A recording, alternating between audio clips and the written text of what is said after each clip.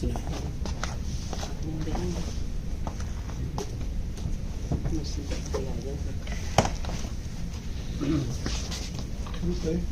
کر دیں؟ اچھا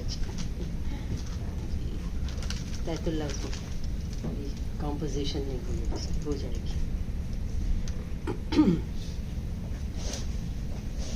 جی۔ مطلب ہے بحر وفا میں تجھ کو نہ پاؤں، ایسا بھی ہو سکتا ہے۔ بحر وفا میں تجھ کو نہ پاؤں، ایسا بھی ہو سکتا ہے۔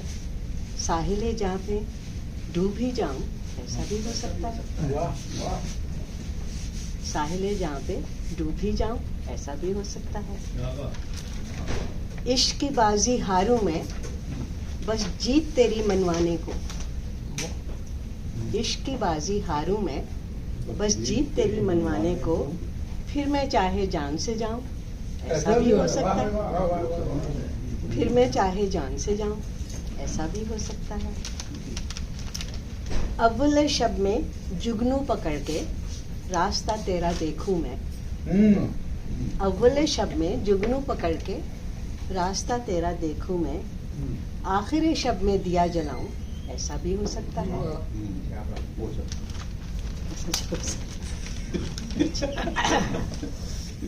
ہاں جی۔ سارے پیما توڑ کے اب تو راہ جفا پہ چل نکلا، ٹھیک ہے۔ سارے پیما توڑ کے اب تو راہ چل نکلا، میں بھی ایک وعدہ نہ نبھاؤں، ایسا بھی ہو سکتا ہے۔ میں بھی ایک وعدہ نہ نبھاؤں۔ اچھا جی۔ مشگاں پہ تارے بھر لوں اور لب پہ بھی مسکان نئی، مشگاں پہ تارے بھر لوں اور لب پہ بھی مسکان نہیں، میں بھی اپنا اشک بہاؤں، ایسا بھی ہو سکتا ہے۔ اچھا جی۔ ٹھوکر کھا کے قدم قدم پہ راہ عشق میں سوچتی ہوں، ٹھوکر کھا کے قدم قدم پہ راہ عشق میں سوچتی ہوں، میں نہ تیرا ساتھ نبھاؤں، ایسا بھی ہو سکتا ہے۔ میں نہ تیرا ساتھ نبھاؤں، ایسا بھی ہو سکتا ہے۔ اچھا جی۔ لوحے جہاں پہ ایک تحریر تیری رفاقت کی بھی ہے، لوحے جہاں پہ ایک تحریر تیری رفاقت کی بھی ہے، نہ دل سے وہ نقش مٹاؤں، ایسا بھی ہو سکتا ہے۔ اچھا جی۔ میرے نسیم بھابھی غور سے سنیں، آپ یوز کر سکتی ہیں۔ روز و شب تو مجھے منائے، الفت کا اقرار کرے، ٹھیک ہے۔ روز و شب تو مجھے منائے، الفت کا اقرار کرے، میں نہ تجھ کو کبھی مناؤں، ایسا بھی ہو سکتا ہے۔ میں نہ تجھ کو کبھی مناؤں، یہ میں بھیج دوں گی، ایسا بھی ہو سکتا ہے۔ ایسا ہی ہوتا ہے، ایسا ہی ہوتا ہے۔ ہاں جی، ہاں جی۔ اور یہ ہے آنکھ مچولی کھیلنا مجھ سے، سوچ کے میں گم جاؤں اگر، ٹھیک ہے۔ آنکھ مچولی کھیلنا مجھ سے، سوچ کے میں گم جاؤں اگر، پھر تیرے ہی ہاتھ نہ آؤں، ایسا بھی ہو سکتا ہے۔ اچھا جی۔ مقطع ہے، اس کی پذیرائی کو سازے دل کو چھیڑ کے آج ربا، اس کی پذیرائی کو سازے دل کو چھیڑ کے آج ربا، بس اس کو ہی گیت سناؤں، ایسا بھی ہو سکتا ہے۔ شکریہ۔ بہت کچھ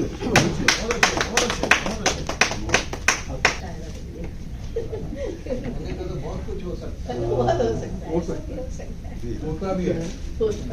بس یہ بھی ایک بھلکڑ سیریز کی نئی ڈائمینشن ہے۔ تو میں نے سوچا تھا کہ میں یہ چیز حامدی صاحب کی منتخب شاعری میں سناؤں گا، پھر میں نے کہا اس سے پہلے کہ مجھے بھول جائے میں یہاں دوسرے کی سناتے ہیں۔ ہاں، مگر یہ کہ دوسری بھی میں آپ کو کوئی، میں اقبال کی ایک نظم ہے، اس کی جو بھی میری چھوٹی موٹی فہم کے مطابق مجھے سمجھ نہیں آئی، میں نے کہا کہ آپ کو میں ذرا شیئر کروں، تو آپ دیکھیں کہ شاعری کے اندر کیا کیا خوبصورتی ہوتی ہے اور کس طرح آتی ہے اور کس طرح نظم کو لکھا گیا۔ یہ ضرب کلیم کی نظم ہے، تو ضرب کلیم کوئی پہلے ان بال جبریل سے پہلے شائع ہوئی تھی 1930-32 کے لگ بھگ، تو یہ اس وقت لکھی ہوئی ہے، اور اس وقت کے ماحول کو دیکھیں ابھی دوسری جنگ عظیم نہیں ہوئی, پہلی جنگ عظیم ختم ہوئی ہے اور عرب سے ابھی تیل ویل نہیں نکلا, اور اس نے اس وقت کی اور کیا لکھتی ہے آپ دیکھیں تو حیران ہو جائیں.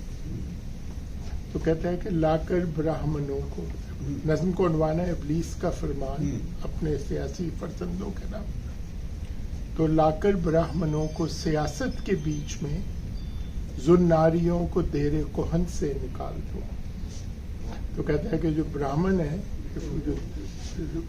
اب شیطان کی پلاننگ ہو رہی ہے, تو کہتا ہے کہ ریلیجن کارڈ یہ ہندو پلے نہیں کر رہے, تو ان کے بھی براہمنوں کو یہ عقل دو کہ تم بھی ریلیجن کا کارڈ پلے کرو. تو لا کر براہمنوں کو سیاست کے پیج میں, ان کو سیاست میں لے کر آ جاؤ. براہمنوں کو کہو یہ چھوڑو, جو ناریاں جو کہ پوجا کرنے والے ہوتے ہیں ان کو دیر کوہن سے نکال دو. ان سے کہو تم کیا یہ مندر کے اندر ٹائم ضائع کر رہے ہو, بیٹھے ہوئے ہو, منتے مانگ رہے ہو, تم سیاست میں آ جاؤ. اب یہ شیطان کی پلاننگ ہو رہی ہے. تو لا کر براہمنوں کو سیاست کے بیچ میں زناریوں کو دیر کوہن سے نکال دو. اب اگلا شعر تو بہت خوبصورت ہے, بہت سمجھنے والا ہے. وہ فاقہ کش کے موت سے ڈرتا نہیں ذرا, روح محمد اس کے بدن سے نکال دو. تو اب بڑی خوبصورت بات ہے یہ. تو بیسیکلی ہمارا جو عموماً جو ہوتا ہے کہ پتہ نہیں کوئی ایگزورسزم ہونے لگا ہے, کوئی جن نکالنے لگے ہیں, یہ نہیں ہے. ایکچولی روح محمد جس طرح کہ غامدی صاحب نے بھی اس کو کہا ہے, اور میرا خیال ہے اس کو اسی مسئلے میں انہوں نے یوز کیا ہے, اسی کہ سیرت جو ہے, سیرت ہے محمد. تو حضور صلی اللہ علیہ وسلم کی جو سیرت ہے اس پہ آپ غور کریں, جو کہ مجھے بڑا فیسینیٹ لگتا ہے. واقعہ مسجد میں دیر سے آئے تو پیچھے والے صاحبہ نے کہا کہ آپ آگے چلے جائیں, جگہ چھوڑ دی. آپ نے ان سے کہا نہیں میں محمد ہی ہوں, میں پیچھے بھی محمد ہی رہوں گا, میں دیر سے آیا ہوں, میں پیچھے بیٹھوں گا. بالکل نہیں آگے آئے ابھی. تو اس یہ جو سیرت ہے, اور عدی بن حاتم کا بھی آپ کو واقعہ ہے جو کہ بڑی سننے والی سیرت ہے, کہ جب پہلی دفعہ مدینہ آیا تو حضور صلی اللہ علیہ وسلم کو اس نے دیکھا تو کسی بڑھیا عورت سے بات کر رہے تھے. تو وہ بات کرتی رہی ان کے ساتھ, ادھر ادھر کی کوئی انکوہیرنٹ بات. آپ توجہ سے سنتے رہے سنتے رہے سنتے رہے جب تک اس نے بات کرنی بند نہیں کر دی, اور پھر اس نے اس کو جواب دیا. تو عدی بن حاتم نے اس واقعے کے بعد اسلام قبول کر لیا, اس نے کوئی مذہب کی بات نہیں کی. تو یہ ہے روح محمد. تو وہ لوگ جو کہ پیٹ پہ پتھر باندھ کے فاقہ کش ہیں اور پھر بھی اپنے ہونٹوں سے مسکراہٹ نہیں چھوڑتے, اخلاق کا دامن نہیں چھوڑتے, وہ بہت بڑا خطرہ ہے ہمارے لیے. ابلیس کا پیغام اپنے سیاسی فرزندوں کے نام. ان لوگوں کو یہ فاقہ کشی یہ نہیں کہ ان کو پیسے کھلا دو, ان کو یہ چیزیں جو دو ایک بڑی نایاب قسم کی چیزیں ہیں کہ بھوکے رہ کے بھی ان کے لبوں پہ مسکراہٹ رہتی ہے, وہ لوگوں سے بات کرتے رہتے ہیں, لوگوں کو اپنا پرچار بالکل اپنے اخلاق کو, جو کہ حضور صلی اللہ علیہ وسلم کی نیت جو تھی روح, ان کے کہتے ہیں کہ یہ ہمارے لیے بہت بڑا خطرہ ہے.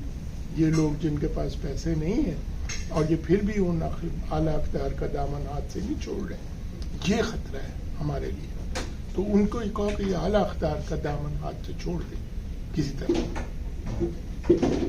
اور فکر عرب کوئی تو سننے والا ہے, فکر عرب کو دیکھ کے فرنگی تخیلات اسلام کو حجاز و یمن سے نکالا. تو کتنی بڑی بات کی ہے, 1930s کی بات ہے, جبکہ پیسے ہی نہیں تھے عربوں کے پاس. لوگ آتے جاتے تھے تو وہ کشکول لے کے پیسے مانگا کرتے تھے. تو ان لوگوں کو یہ نہیں وہ کہہ رہا کہ پیسے دے دو, کہتا ہے کہ ان کو ماڈرنائز کر, ان سے کہو کہ تم بڑی بڑی بلڈنگز بناؤ, تم ویسٹرن کلچر کو اڈاپٹ کرو.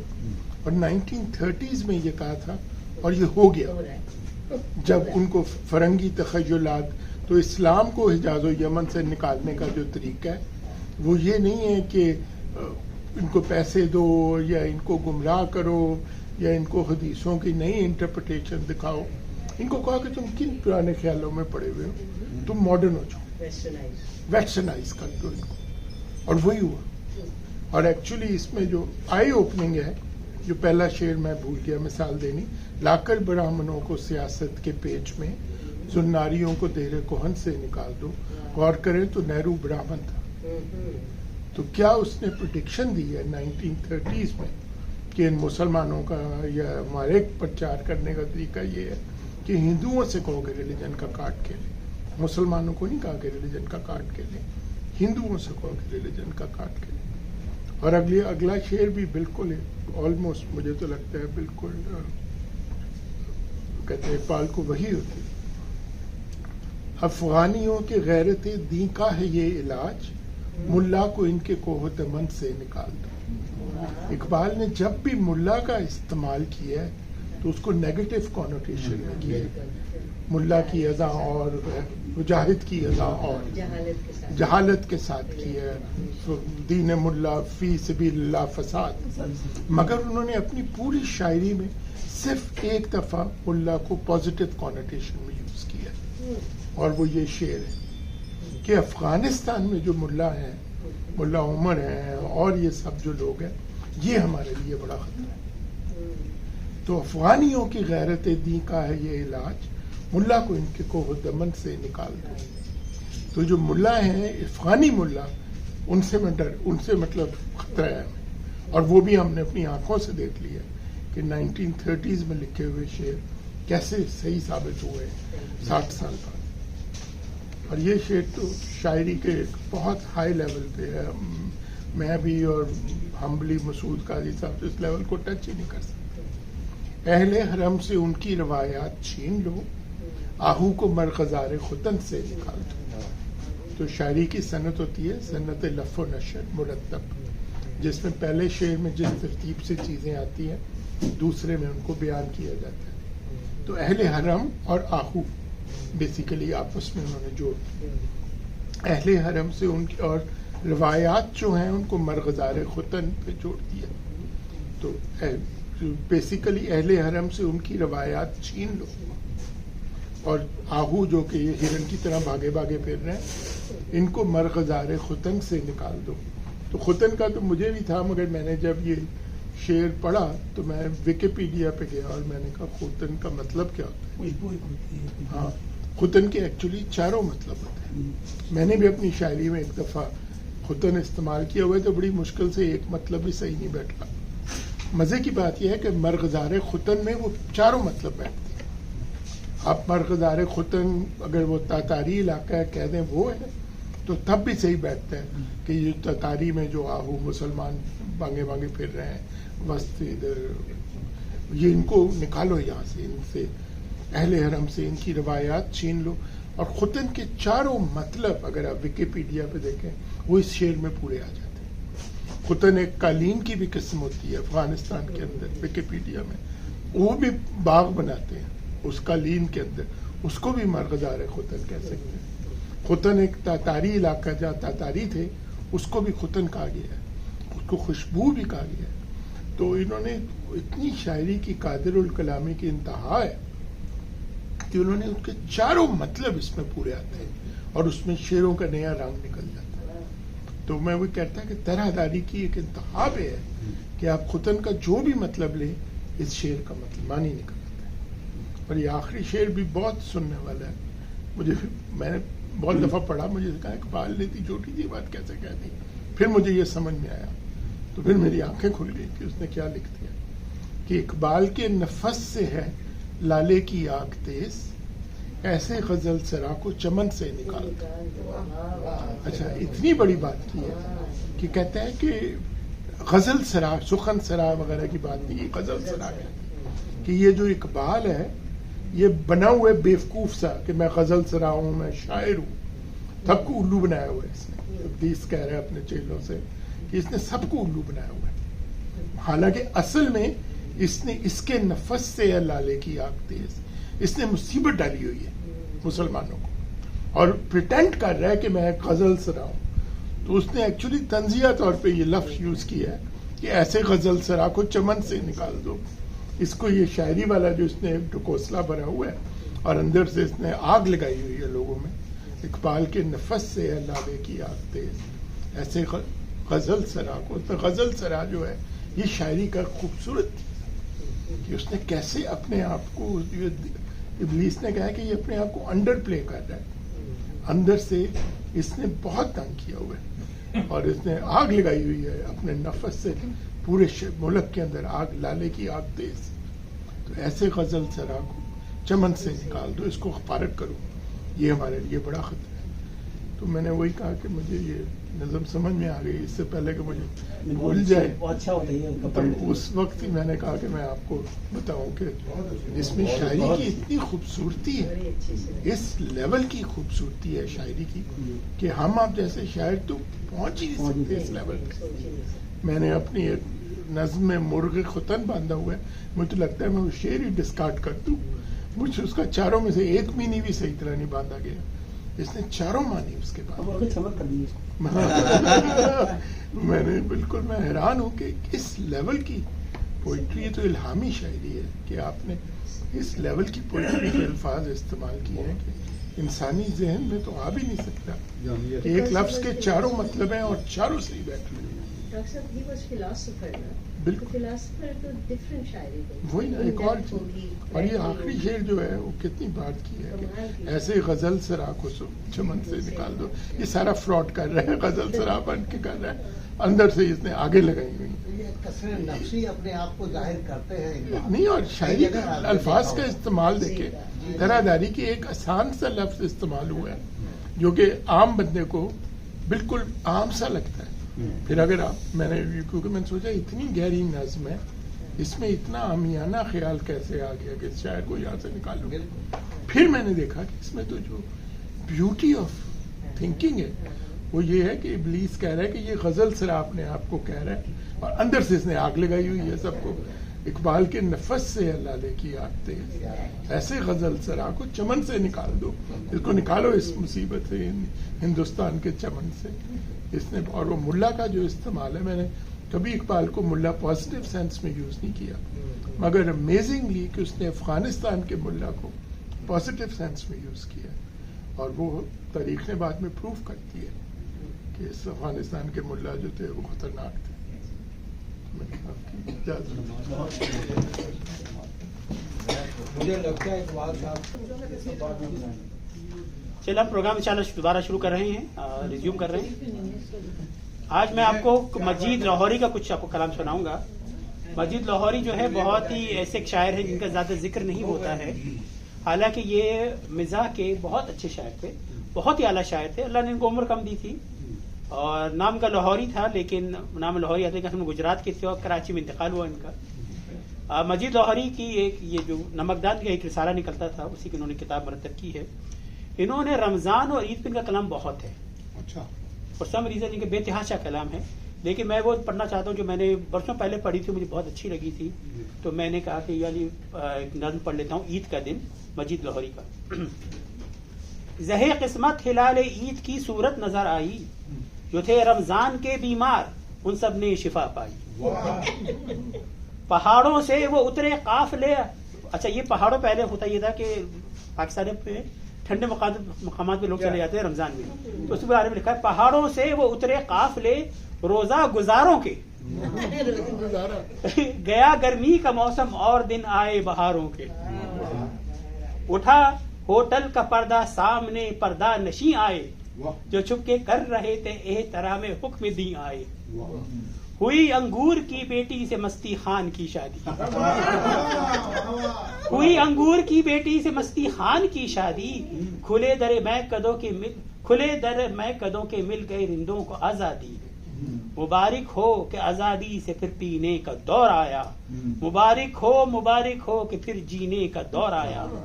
نویدے کامرانی لا رہے ہیں ریس کے گھوڑے، مسرت کے ترانے گا رہے ہیں ریس کے گھوڑے. مبارک ہو کہ پھر سے ہو گیا ڈانس اور ڈنر چالو، خلاصے اہل نظر ہوں گے ہوا درد جگر چالو. ہوئی جلووں کی بارش پھر کلفٹن کی گھٹاؤں سے، نگاہیں لڑ رہی ہیں پھر انہی رنگین بلاؤں سے. نماز عید پڑھنے کے لیے سرکار آئے ہیں اور ان کے ساتھ سارے طالب دیدار آئے ہیں. یہی دن اہل دل کے واسطے امید کا دن ہے، تمہاری دید کا دن ہے، ہماری عید کا دن ہے۔ یہ مجید لاہوری کے ماشاءاللہ بڑا اچھا ان کے مزاح ہے۔ عید کا دن اور ان کا میں ایک اور آپ کو سنا دیتا ہوں، خان کا غزل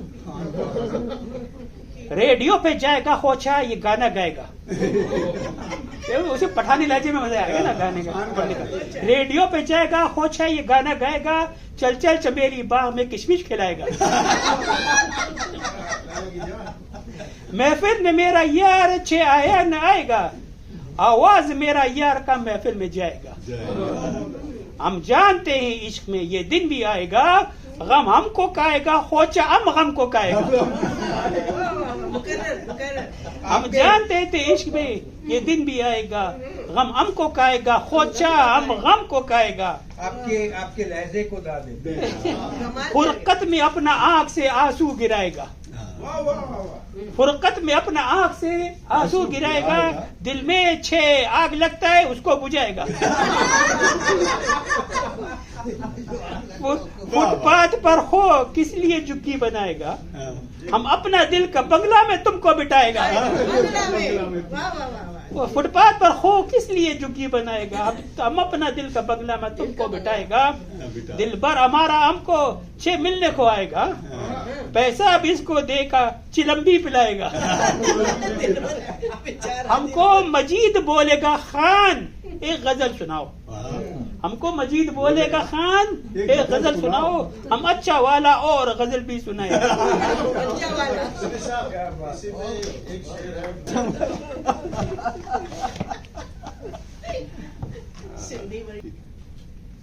یہ بڑی وہ منیر نیازی کہا کرتے تھے کہ میری غزل ذرا یا نظم بڑی توجہ سے سنیں کہ جتنی دیر میں آپ توجہ فرمائیں گے غزل نکل چکی ہے۔ تو وہ یہ بھی اسی قسم کی غزل ہے، بہت مختصر بیر کی ہے۔ تو اعتبار جمال جاتا رہا، اعتبار جمال جاتا رہا، اس کا یہ بھی کمال جاتا رہا، اس کا یہ بھی کمال جاتا رہا۔ وہ میری دسترس میں کیا ہوگا، وہ میری دسترس میں کیا ہوگا، دل سے اس کا خیال جاتا رہا، دل سے اس کا خیال جاتا رہا۔ ہجر جانا تھا ایک سرمایہ، ہجر جانا تھا ایک سرمایہ، اب یہ مال و ملال جاتا رہا، اب یہ مال و ملال جاتا رہا۔ دینے والے کو کچھ کمی تو نہیں، دینے والے کو کچھ کمی تو نہیں، میرا کسب سوال جاتا رہا، میرا کسب سوال جاتا رہا۔ میں تو خائف نہیں رعونت سے، میں تو خائف نہیں رعونت سے، اب تو روب جلال جاتا رہا، اب تو روب جلال جاتا رہا۔ فقر میں میں غنی ہوا ایسے، فقر میں میں غنی ہوا ایسے، ایسا مال و زر کا وبال جاتا رہا، مال و زر کا وبال جاتا رہا۔ شاہ کا فخر اور تکبر اب، شاہ کا فخر اور تکبر اب، روئے پہم زوال جاتا رہا، روئے پہم زوال جاتا رہا۔ اعتبار جمال جاتا رہا، اس کا یہ بھی کمال جاتا رہا۔ اور ایک اور غزل سن لیں، ایسا بھی ہو سکتا ہے۔ کسب حسن و جمال کیا کیجیے، کسب حسن و جمال کیا کیجیے، فکر رنج و ملال کیا کیجیے، فکر رنج و ملال کیا کیجیے، گر نہ ہو قدر لفظ و معنی کی، گر نہ ہو قدر لفظ و معنی کی، پاس فکر و خیال کیا کیجیے، پاس فکر و خیال کیا کیجیے۔ آس و امید ہی جو مٹ جائے، آس و امید ہی جو مٹ جائے، رنج وہم و وبال کیا کیجیے، رنج وہم و وبال کیا کیجیے۔ جب محبت ہی اٹھ گئی یہاں سے، ذکر ہجر و وصال کیا کیجیے، جب محبت ہی اٹھ گئی یہاں سے، ذکر ہجر و وصال کیا کیجیے۔ گر نہیں معرفت کی میں لینی، گر نہیں معرفت کی میں لینی، تو یوں رقص و دھمال کیا کیجیے، تو یوں رقص و دھمال کیا کیجیے۔ اور مکتا ہے چڑھتے سورج کو ڈوب جانا ہے، چڑھتے سورج کو ڈوب جانا ہے، زو میں جاہو جلال کیا کیجیے، زو میں جو چاہو جلال کیا کیجیے۔ کسب حسن و جمال کیا کیجیے، फिक्र रंजो मलाल क्या चीजें छुपा रखी है जो उसको अच्छा मौजूद खातिन हजरात अस्सलाम वालेकुम। आज मेरे ख्याल में काफ़ी अरसे के बाद महफिल अटेंड कर रहा हूँ मैं। तो असल में पाकिस्तान के जो सफ़रनामा है उसका मैं जिक्र करना चाह रहा हूँ। बल्कि मुझे ये अपने हसनी साहब ने तजवीज़ की कि आप अपना जो वहाँ का जो आपके गुजरे हैं आपके वाक़यात उनको बयान कीजिए। तो बहरहाल मैंने इसका नाम लिखा है, इसका उन्वान है नाकाम सफ़र। हाँ, मैं सफ़र हुआ लेकिन जो हम चाहते थे वैसा नहीं हुआ। कोई काम नहीं हुआ। इंग्लिश का सफर हुआ नहीं, सब ये सोचते है कि शुरू से ही इसमें कुछ न कुछ रखनक अंदाजियाँ होती रही। मैं जिस तारीख को जाना चाह रहा था, अपने तारिक साहब जा रहे थे, पहले इनके साथ प्लान हुआ कि इनके साथ जाना, खैर वो प्लान नहीं बना। उसके बाद एक और साहब जा रहे थे, उनसे नहीं मिला। बेगम साहब मुझे अकेला जाने नहीं दे रही थी, पता नहीं क्या वजह। बहरहाल आखिर में जब मैं अकेला जाने लगा तो इन्होंने कहा नहीं मैं साथ चलूंगी, मुझे अकेला नहीं छोड़ना चाह रही थी। बहरहाल तो हुआ ये क्या कि इससे पहले हम दोनों टिकट हमने बुक कराए। एक साहब पाकिस्तानी मिले, मैं बुराई नहीं करना चाह रहा लेकिन हकीकत बयान करना चाह रहा। उन साहब ने मैंने जो डेट दी और वो कहा जी मैं 2 हफ्ते गुजर गए, वो मेरा फ्लाइट नहीं हुई। मैं परेशान हो गया। बहरहाल फिर हम दोनों का मैंने क्या किया, न्यूयॉर्क की एक अमेरिकन कंपनी उसको मैंने कॉल किया, उसी से मैं टिकट बनवाता था पहले। तो उसने यकीन करे 10 मिनट में 2 टिकट बना दिए। 10 मिनट में सब चीज़ कंफर्म करके मुझे दे दिए। मैंने उन साहब से, अब वो साहब जो थे वो कह लीजिए आपने इंतज़ार नहीं किया। मैंने कहा भाई मैंने तो इतना इंतज़ार किया लेकिन आपने नहीं बनाया तो मैं क्या करता। बहरहाल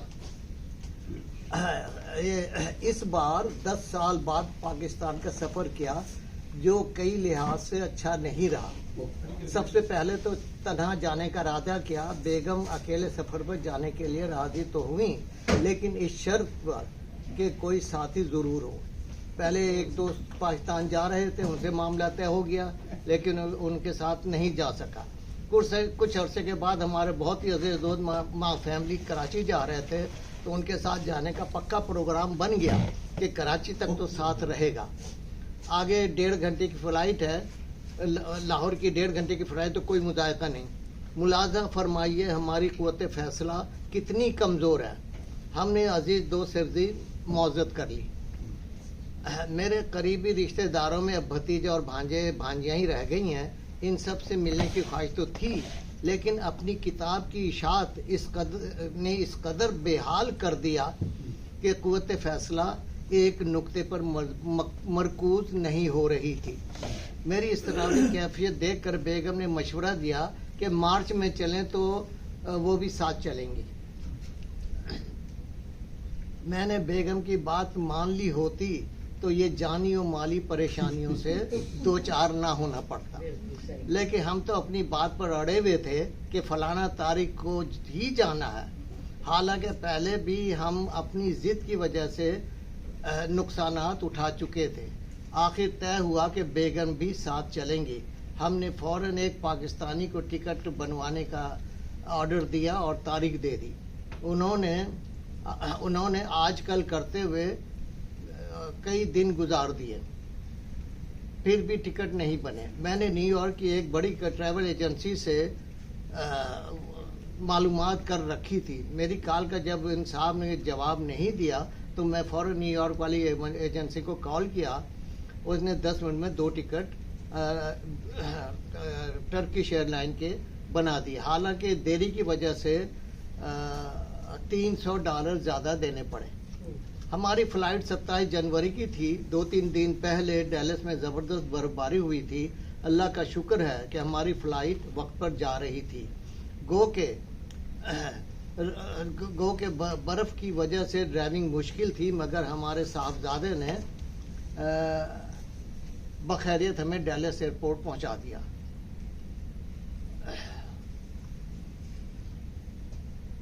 अच्छा, वो सब हमने ले, वो व्हील चेयर से सीनियर सिटीजन होने की वजह से जो मराहत हम ले सकते थे वो हमने सब ली। व्हील चेयर से लेकर जहाज तक भेजने में कोई दुश्वारी नहीं हुई। हाँ, जहाज की सीटें ज़रा तंग थी। 11.5 घंटे के बाद जहाज इस्तांबुल पहुंचा, वहाँ से 4.5 घंटे बाद दूसरे जहाज से फिर रवाना हुए और तकरीबन 3 बजे सुबह बरोज़ जुमेरात मोरखा 29 जनवरी को हम बखैरियत लाहौर पहुंच गए। भांजा और भतीजा दोनों अपनी ही गाड़ियां लेकर आए थे। हम कुछ दिनों के लिए भतीजे के घर पर रहे, फिर भांजे के घर क़याम पजीर हो गए। सब ने बड़ी खातिर मदारात की। हमारी भांजी, ये सुनिएगा, हमारी भांजी हमेशा बकरे की ओजड़ी बनाती हैं क्योंकि वो हमें बहुत पसंद है। हैरानगी की बात यह है कि इतनी मज़ेदार चीज़ हमारी बेगम ने आज तक नहीं चखी। हमारी दूसरी किताब दुर-ए-एजाज जिन्होंने छपवाई थी, उन्होंने ही मेरी मौजूदा किताब माज़ी से हाल तक छपवाने की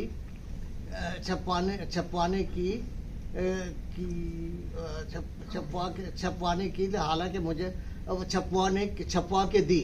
हालांकि पिछले तजुर्बात की बिना पर मुझे किताब छपवाने का काम उनसे नहीं लेना चाहिए था।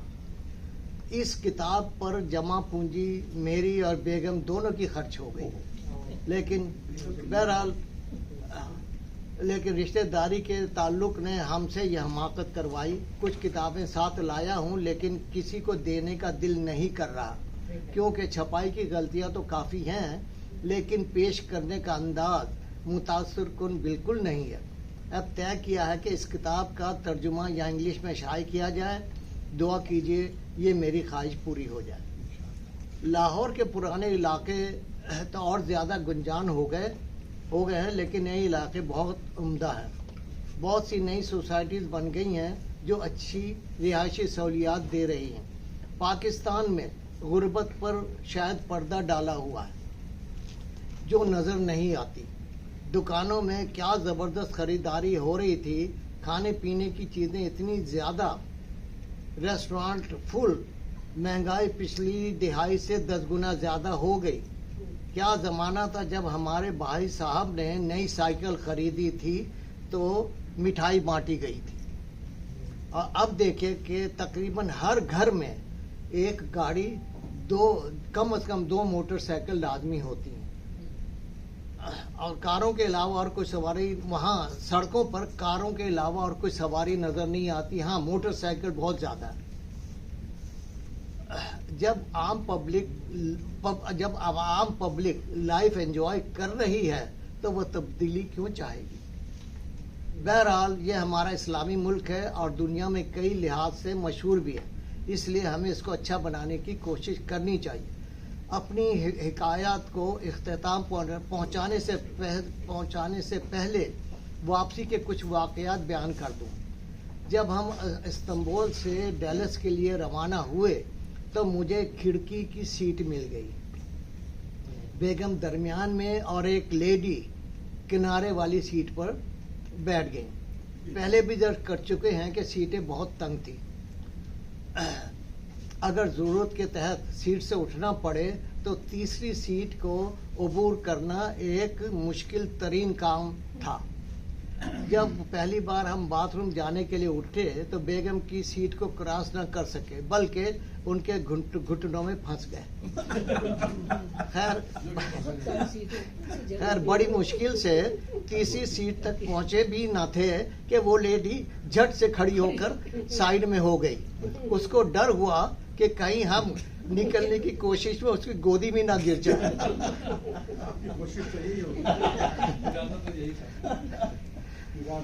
अच्छा, जब बाथरूम करीब आया तो एक शख्स हमसे पहले बाथरूम में घुस गया। अब क्या करें, बहरहाल आगे थोड़ी दूर पर दूसरे बाथरूम की तरफ चल पड़े। अभी दरवाजे से दूर ही थे कि एक साहिबा मुझसे पहले दाखिल हो गई। इसको इत्तेफाक तो नहीं कह सकते, हाँ बदकिस्मती कह सकते। हमने भी तहिया कर लिया कि यहाँ से अब नहीं हिलेंगे, कुछ भी हो जाए। चंद सेकंड के बाद ही खटाक की आवाज आई और 4 में से 3 बाथरूम खाली हो गए। जब जहाज डैलस एयरपोर्ट पर लैंड हुआ तो मेरे दाएं कान में ये हुआ कि सुनाई कम देने लगा। हालांकि एयर प्रेशर जब खत्म हो जाता था तो कान नॉर्मल हो जाता, लेकिन अभी तक मेरा दायां कान नॉर्मल नहीं हुआ है। बायां तो पहले सीटियों का मारा हुआ है। इस सफर से ये तजुर्बा हुआ कि कभी कभी बेगम की बात मान लेनी चाहिए। बहुत शुक्रिया, बस यही मैं कह रहा हूँ। अच्छा, ये बता दें किसकी बेगम की बात मानने की बात? ये इसको छुपाई रखिए, माने नहीं। अब हम वो झूठ तो नहीं बोल सकते, तो इस बात इसको पर्दा पड़ा है। नहीं सुनिए इसको। बहुत शुक्रिया। बहुत शुक्रिया। अब हमेशा बहुत अच्छी नस्ल लिखते हैं, बहुत अच्छी लिखते हैं हमेशा। बहुत शुक्रिया। अल्लाह सलामत रखे। जो भी आप कह रहे हैं ठीक है। दोस्तों की ये महफिल अल्लाह कायम दायम रखे। आजकल के हालात कोई पता नहीं है, अगले 3 महीने में न्यूक्लियर कुछ अटैक हो जाए, सब गायब हो जाए, ऐसा भी हो सकता है। बोलो भाई, शुभ बोलो। नहीं ऐसा हुआ कि ये रमज़ान में अमूमन आप लोगों की जो महफिल होती है धनक के महीने में 1-2 दफ़ा हो जाती है, बीच में तो लगातार ही हुई है। तो जो कुछ कहा है वो यहाँ उगल लेता हूँ। अब वो भरा बैठा हूँ क्योंकि इतने दिन से सिवाय फेसबुक के कहीं कुछ डाला नहीं। इसको ये पकड़ के 1-2 गज़लें सुनाई है, बस वो भी है ऐसे ही। तो अगर आप इजाज़त दें और आप चाहें तो मैं कुछ सुना दूँ आपको। जलाया जाता हूँ फिल वक्त, अब तो ईंधन में। क्या बात। जलाया जाता हूँ फिल वक्त, अब तो ईंधन में। दरख्त मैं भी था कल तक किसी के आंगन में। वाह वाह वाह वाह वाह। क्या बात। दरख्त मैं भी था कल तक किसी के आंगन में। तकाज़ा उम्र का है या कसूर आंखों का, अंधेरा लगता है हर समत रोज रोशन में। वाह। परिंद तन्हा सरे शाख शब गुजारी करें, मगर न झांकें किसी गैर के नशे में। वाह। ये जरा मुकर्रर करें। परिंद तन्हा सरे शाम शब गुजारी करें, मगर परिंद तन्हा सरे शाख शब गुजारी करें, मगर न झांके किसी गैर के नशे में। बहुत सही है। और होता भी यही है।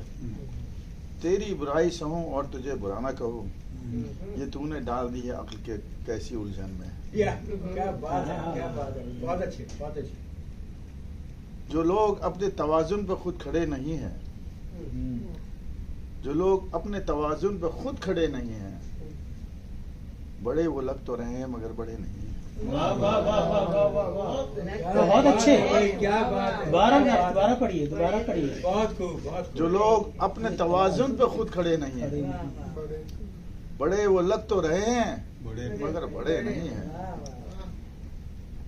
यहाँ हर एक से है लाजिम बराबरी का सलूक, ये लोग खास कोई मोतियों जड़े नहीं हैं। एलिट्स जो हैं वो माने या वो ना माने, जो बात हक है सो है। वो माने या ना वो माने, जो बात हक है सो है। फजूल बात पे डटकर यूं हम खड़े नहीं हैं, फजूल बात पे डटकर यूं हम अड़े नहीं हैं। कभी कभार हम आताए हैं तो कद्र करो, कभी कभार हम आताए हैं तो कद्र करो। हम ऐसे लोग सरे राह गिरे पड़े नहीं हैं, हम ऐसे लोग सरे राह गिरे पड़े नहीं हैं। चमन से दूर हुए हैं तब उनका हाल ये है, चमन से दूर हुए हैं तब उनका हाल है ये। चमन के गुल सरे शाखे गले सड़े नहीं हैं।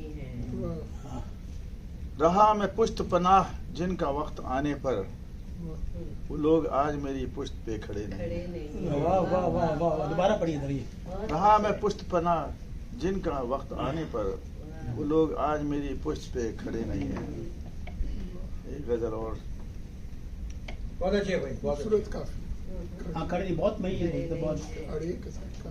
اور یہ جو جنگ شروع ہوئی آپ نے شاید پڑھا بھی ہوگا فیس بک پہ میرا کہ یہ جو ایران کی جو جنگ ہوئی ہے اور وہ قتل عام ہو رہا ہے وہاں پہ، ہم تو مر جائیں گے، ہم مرنے کو پیدا ہوئے تھے. ہاں ہاں ہم تو مرنے کو پیدا ہوئے تھے. ہم تو مر جائیں گے، ہم مرنے کو پیدا ہوئے تھے، مرنے کو پیدا ہوئے تھے. پر وہ کر جائیں گے جو کرنے کو پیدا ہوئے تھے. واہ واہ واہ واہ واہ واہ. کر جائیں گے. ہم تو مر جائیں گے، ہم مرنے کو پیدا ہوئے تھے، پر وہ کر جائیں گے جو کرنے کو پیدا ہوئے تھے. سر بلند ہوں گے کہ ہے ہم کو شہادت مطلوب، ہم تو خود نیزے پہ سر دھرنے کو پیدا ہوئے تھے. کیا تقدیر. دوبارہ کہیے نا. کچھ دوبارہ غلطی کہیے. ہے، غلطی نہیں ہے. ڈر لگتا ہے یار جب غلطی نہیں ہے، پوچھ غلطی نہیں جاتا ہے، ہے. غلطی نہیں ہے. سر بلند یہ اور یہ نہیں اعجاز تعریف کر رہا ہوں میں اس میں.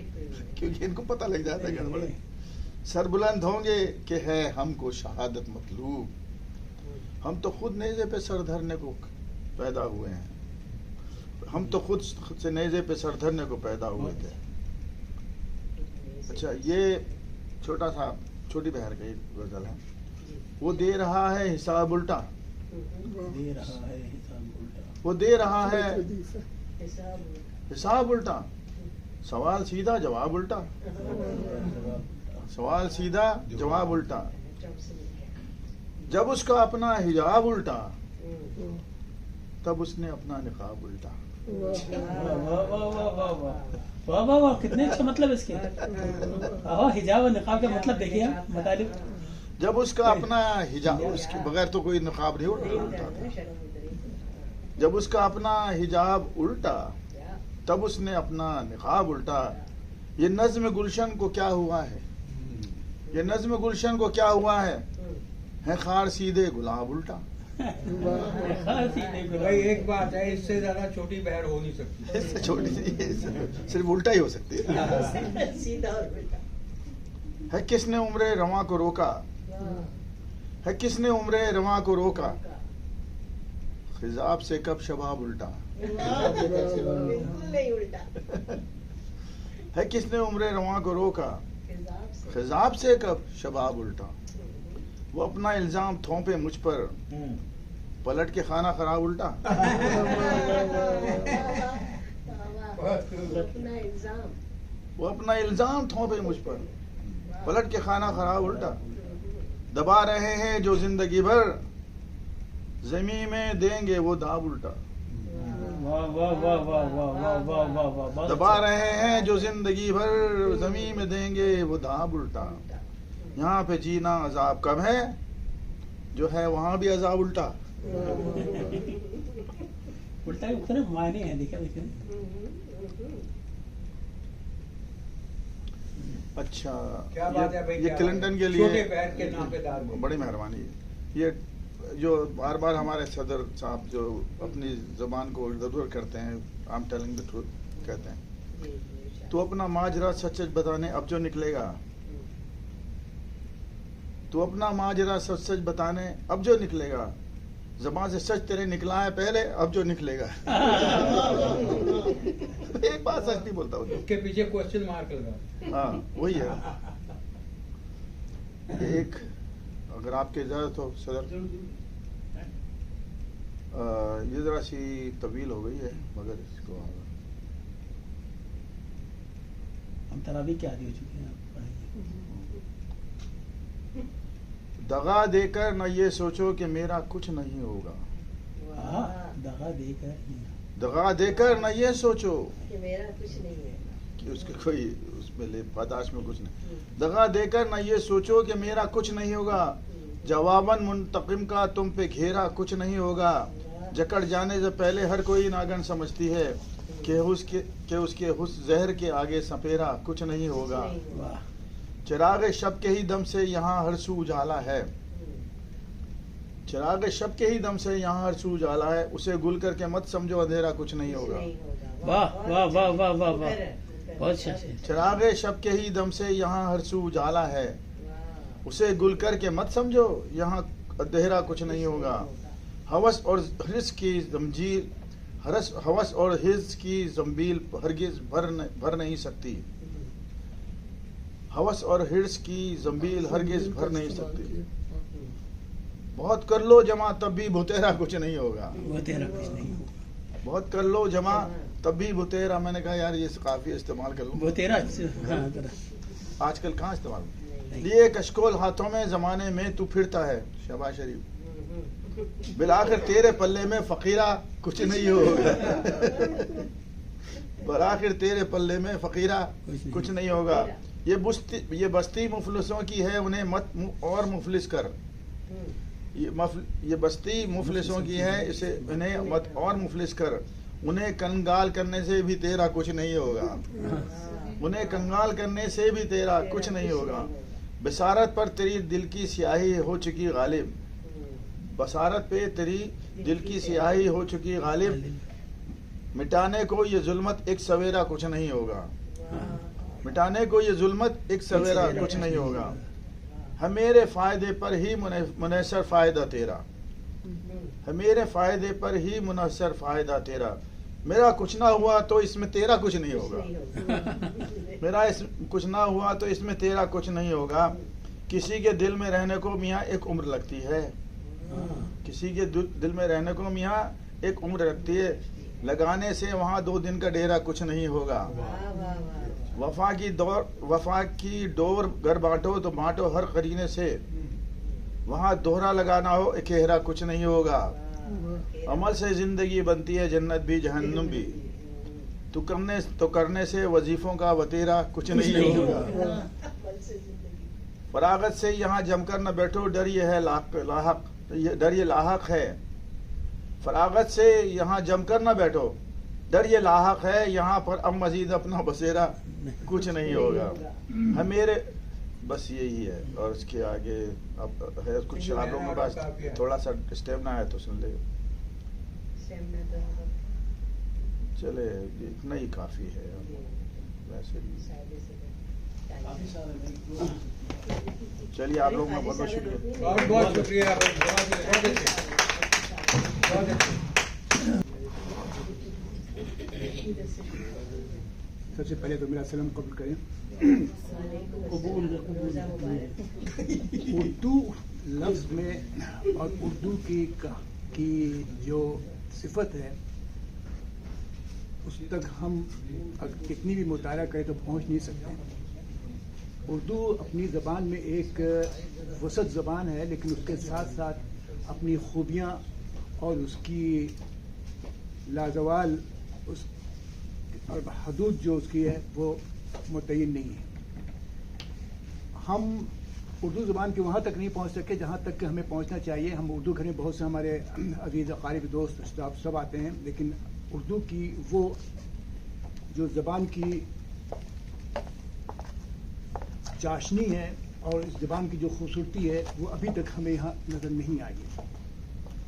उसकी बहुत सारी वजह है, इसलिए कि हम लोग जिस माहौल में रह रहे हैं उस माहौल में अब वो उर्दू रही नहीं, एक आम सलीसी ज़बान चल रही है। और अगर गौर करें तो उर्दू में बहुत सारे ऐसे लफ्ज़ और ऐसे बहुत सारे हर्फ तेजी का इस्तेमाल हुआ है जो अपनी जगह पे एक मानी रखता है।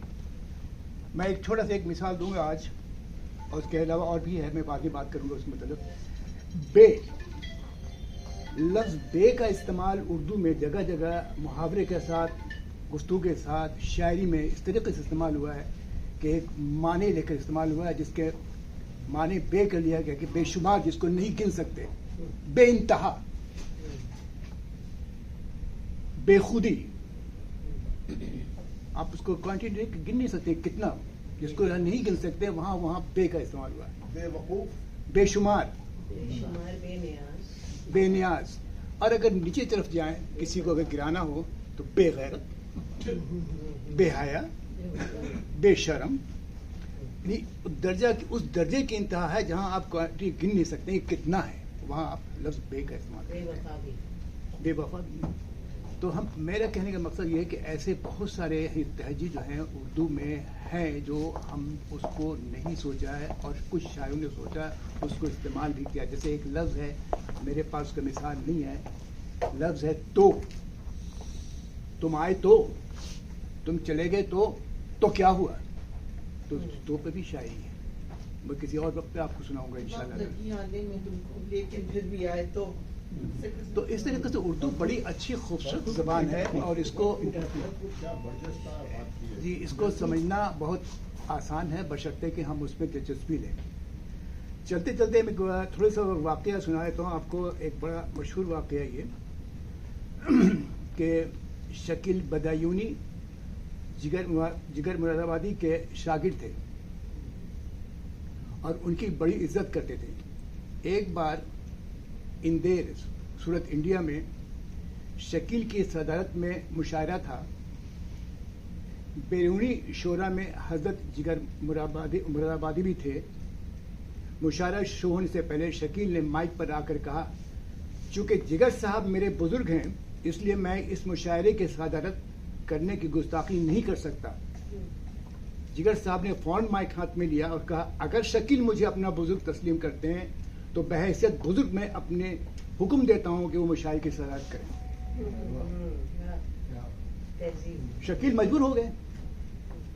تمام شاعر جب کلام پڑھ چکے اور صرف 2 شاعر باقی رہ گئے یعنی جگر صاحب اور خود شکیل جو صدر تھے. اس لیے آخری شاعر کے بعد فوراً شکیل مائک پر اپنا کلام سنانے آ گئے تاکہ جگر صاحب سے آخر میں کلام سنائیں. لیکن جگر صاحب اٹھ کر مائک پر آ گئے اور کہنے لگے آپ صدر ہیں آپ سب سے آخر میں اپنا کلام سنائیے گا. اس پر شکیل بچہ بولے جگر صاحب اگر آپ مجھے صدر مانتے ہیں تو میں بحیثیت صدر آپ کو حکم دیتا ہوں کہ آپ سب سے آخر میں کلام سنائیں گے. محفل میں باقاعدہ بند ہوئے اور جگر صاحب کو شکیل کی بات مانی پڑی. نمونہ کلام غم عشق رہ گیا ہے غم جستجو میں ڈھل کر وہ نظر سے چھپ گئے میری زندگی بدل کر. تیری گفتگو کو ناسے دل غم زدہ سے جل کر ابھی تک تو سن رہا تھا مگر اب سنبھل کر. نہ ملا سراغ منزل کبھی عمر بھر کسی کو نظر آ گئی ہے منزل کبھی 2 قدم بھی چل کر. غم عمر مختصر سے ابھی بے خبر ہیں کلیاں غم عمر مختصر سے ابھی ہیں بے خبر کلیاں یہ چمن میں پھینک دینا کسی پھول کو مسل کر. غم عمر مختصر سے ابھی بے خبر ہیں کلیاں یہ چمن میں پھینک دینا کسی پھول کو مسل کر. ہیں کس کے منتظر ہم مگر اے امید مبہم کہیں وقت رہ نہ جائے یوں ہی کروٹ بدل کر. شکیل نے اس بہر میں کافی غزلیں کہی ہیں اس میں سے غم عاشق سے کہہ دو ریحان یہی بہر ہے. میری تیز گامیوں سے نہیں برق کو کبھی نسبت کہیں کھو نہ جائے دنیا میرے ساتھ ساتھ چل کر. کبھی یک نہ یک توجہ کبھی دفتن تغافل مجھے آزما رہا ہے کوئی رخ بدل کر. ہے شکیل زندگی میں جوش جو وسعتیں نمایاں ہے شکیل زندگی میں یہ جو وسعتیں نمایاں انہی وسعتوں میں سے پیدا کوئی عالم غزل کر. یہ تھا ایک تہذیب یہ تھا ایک طریقہ اور ایک تھا کلام حسن جو اب ہمیں اس قسم کے ادب اور تہذیب اور کلام سننے کو نہیں ملتی. میں اسی کے ساتھ مختصر ختم کرتا ہوں آج کی مجلس کو اور بڑی خوشی ہوئی کہ آپ لوگوں نے خاص کر کے ہمارے عامر بھائی نے